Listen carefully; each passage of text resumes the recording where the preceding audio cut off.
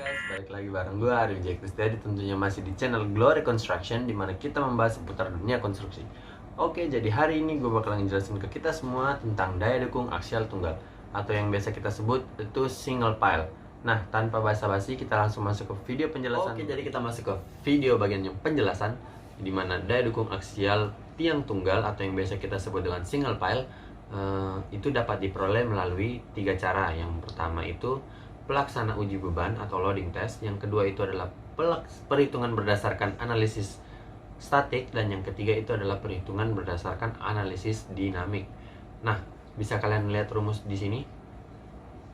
Daya dukung aksial formula statik itu dimana ada 3 ya yang bakal kita gunakan nanti untuk mencari daya dukung aksial. Yang pertama itu kita mencari QS, QE, dan QU. Nah, untuk QS sendirinya itu adalah daya dukung ultimate selimut tiang, sedangkan QE adalah daya dukung ultimate ujung tiang, dan QU itu adalah daya dukung ultimate tiang. Dimana rumusnya QU yang akan kita cari nanti itu sama dengan QE ditambah QS minus W. Tapi biasanya pada umumnya minus W itu ataupun W sendiri itu adalah berat dari tiangnya, yang pada umumnya itu tidak akan kita gunakan ataupun kita abaikan. Walaupun di sini juga ada key available, di mana itu akan berhubungan dengan safety factor sendiri, tapi itu nanti akan kita gunakan di rumus yang lain. Nah, jadi kita langsung masuk ke contoh soalnya aja. Nah, di sini saya cantumin contoh soalnya, dan juga ada nilai KS serta sigma, yang dimana itu kita menggunakan bahan tiang yang berbahan beton. Nah, di sini asumsinya daerahnya rendah ya. Nah, untuk yang pertama kali kita bakal cari itu adalah kita akan menghitung daya dukung ultimate ujung tiang, atau yang bakal kita cari itu QE. Nah, QE itu rumusnya QE sama dengan AP di dalam kurung CU dikali NC ditambah Q dikali NQ. Nah, untuk NC-nya sendiri di sini udah berdasarkan ketetapan ya, dimana itu sama dengan 7 yang bisa kita ambil dari Canadian Foundation Engineering Design Manual yang diterbitkan pada tahun 1985, dimana diameternya sendiri itu adalah sama dengan 0,6 meter atau 60 cm. Itu tuh berada di antara 0,5 sampai 1 meter. Nah, untuk CU nya sendiri, CU itu rumusnya N dikali 2/3. Nah, itu bisa kita lihat N nya berhubungan dari SPT dan kohesi. Nah, N nya sendiri itu untuk ultimate ujung tiang itu di soal tadi di sini. Nah, itu tuh N nya 40. Jadi bisa langsung kita kalikan aja 40 dikali 2/3 untuk mendapatkan CU nya sendiri. Nah, untuk yang di sini tuh udah langsung saya jelaskan, QE sama dengan 1/4 dikali V dikali 0,6 pangkat 2, lalu dikalikan lagi sama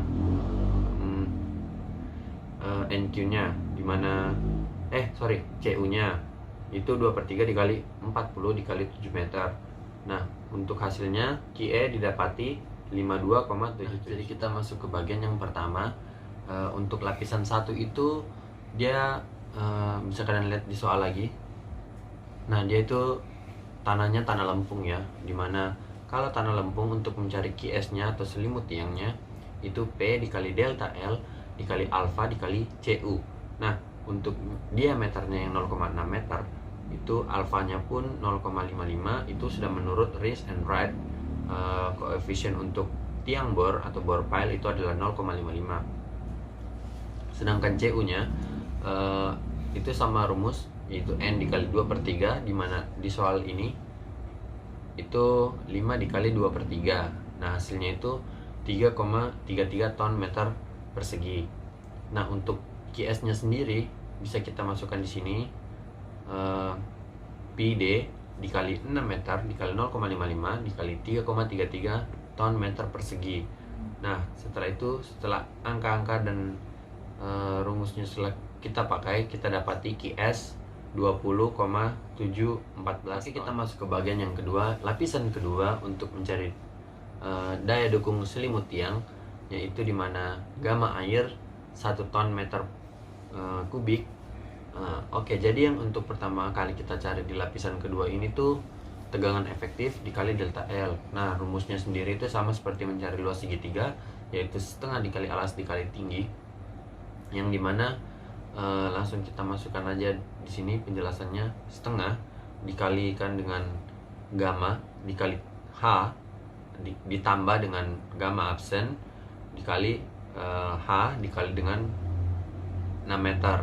Nah, setelah itu kita masukkan rumusnya dan angka-angkanya sesuai dengan soal didapati setengah dikali 1,6 ton meter kubik dikali 2 meter. 2 meternya itu dari soal ini yang bisa kita masukkan, yaitu di bagian situ ada muka air tanah, dimana muka air tanah itu kurang dari 2 meter. Nah, itu yang kita pakai.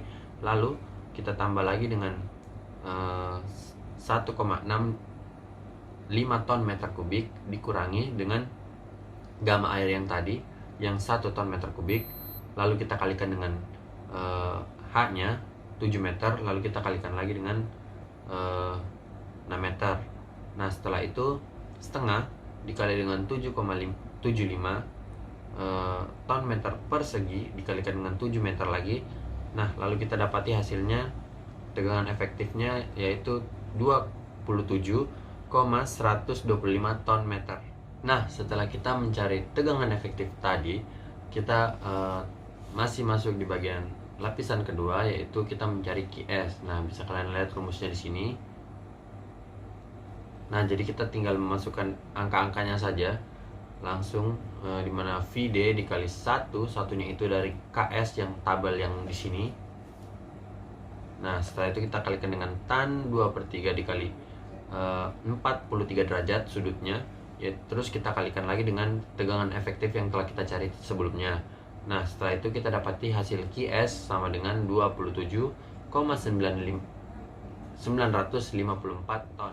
Oke, jadi kita masuk ke bagian yang ketiga, yaitu kita akan mencari daya dukung selimut tiang di lapisan ketiga. Nah, untuk lapisan ketiga ini tuh sama seperti lapisan yang pertama, di mana tanahnya itu bertanah lempung.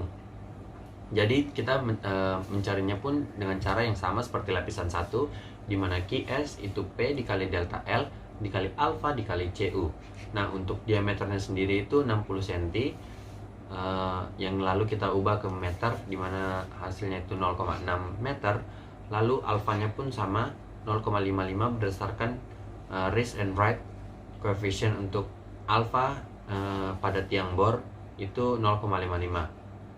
Nah, CU nya sendiri itu rumusnya sama, N dikali 2/3 sama dengan 40 dikali 2/3 sama dengan 26,67 ton meter persegi. Nah, untuk QS nya sendiri itu bisa kita langsung masukkan aja angka-angkanya. VD dikali 11 nya itu dari delta L, sedangkan 0,55 itu dari alfa dikalikan dengan CU nya itu 26,67 ton meter persegi. Lalu kita dapatilah QS sama dengan 304,144 ton. Oke, jadi kita masuk ke bagian yang keempat, yaitu kita akan mencari daya dukung selimut tiang di lapisan keempat. Nah, untuk lapisan keempat sendirinya pun sama ya dengan lapisan kedua, di mana tanahnya tuh tanah pasir. Jadi rumusnya pun cara mencarinya sama. Nah, bisa kalian lihat di sini. Nah, untuk gamma airnya pun sama 1 ton meter kubik. Lalu yang kita akan mencari itu tegangan efektifnya dulu, lalu kita akan mencari QS-nya nanti. Nah, untuk yang pada lapisan 4, tegangan efektifnya tuh setengah dikali gamma dikali H ditambah dengan gamma absen dikali H dikali dengan 6 meter. Nah, itu pun sama ya, tinggal kita masukkan aja angka-angkanya. Setelah itu kita dapati untuk tegangan efektif lapisan 4 bertanah pasir itu kita dapat 26,95 ton meter. Nah, belum selesai sampai di situ, masih bisa kita gunakan tadi itu tegangan efektifnya untuk mencari selimut yang tadi. Nah, kita tinggal masukkan rumusnya sama seperti lapisan kedua, yaitu QS sama dengan P dikali KS dikali tan sigma lalu rho V dikali delta L. Nah, hasilnya pun sama seperti yang lapisan kedua, hanya berbeda angka sedikit. Jadi VD dikali 1 itu berdasarkan tabel yang tadi, lalu dikali tan 2/3 dikali dengan sudutnya itu 35 derajat, lalu dikalikan dengan tegangan efektif tadi 26,95 ton per meter. Didapatilah QS-nya itu 21,913 ton. Nah, setelah kita telah mencari selimut dan ujung tiang tadi, nah kita tinggal mencari daya dukung ultimate tiangnya sendiri. Jadi setelah itu kita dapati QS total atau selimut tadi itu semua dari lapisan 1 sampai lapisan 4 kita jumlahkan, totalnya yang kita dapat itu QS total sama dengan 375,021 ton.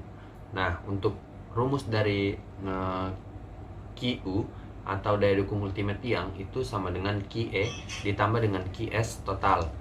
QU sama dengan 52,779 ton ditambah dengan 375,021 ton. Didapatilah hasil QU sama dengan 427,8 ton.